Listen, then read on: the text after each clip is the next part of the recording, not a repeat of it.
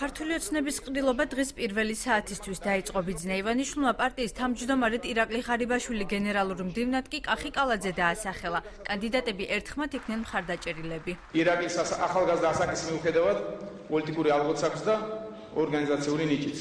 ჯერა რომ ირაკლი ღირსეულად ატარებს ამ თვლის გაამართლებს ჩვენს ძნობას და მისი თავმჯდომარეობით პარტია კიდევ უფრო გაძლიერდება და კიდევ უკეთ ორგანიზებული იქნება.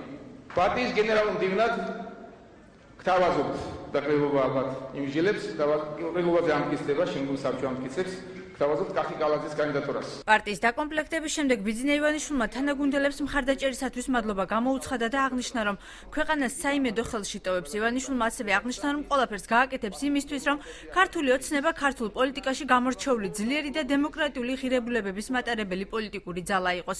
მან განცხადება დღეს არა როგორც პოლიტიკოსის, არამედ რიგითი მოქალაქის რანგში გააკეთა და აღნიშნა, რომ იგი იქნება ყველაზე აქტიური მოქალაქე, რომელიც უპირველესად მთავრობას გააკონტროლებს. მე ვიქნები ერთ-ერთი ყველაზე აქტიური მოქალაქე, ვინც გააკონტროლებს ხელისუფლებას, სწორედ სამოქალაქო პოზიციიდან.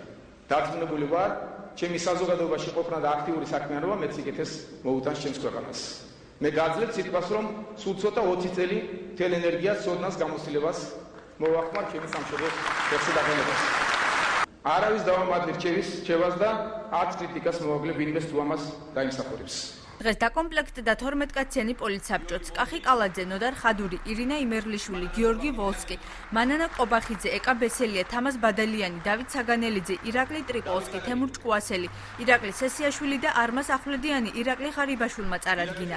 მირიან მელაშვილი, შალვა შავგულიძე, კოტე მურადიშვილი, ოთარ ჩრდილელი და მედია ვასაძე პარტიის თავმჯდომარემ სატელევიზიო კომისიის შემადგენლობაც შეიყვანა. ჩვენ მოგვეცა შესაძლებლობა მონაწილეობა მივიღოთ დემოკრატიული სახელმწიფოს მშენებლობისა და განვითარებაში. სწორედ ახლა შეგვიძლია დავანახოთ ყველას, რომ ნამდვილად ვადგავართ დემოკრატიის გზას.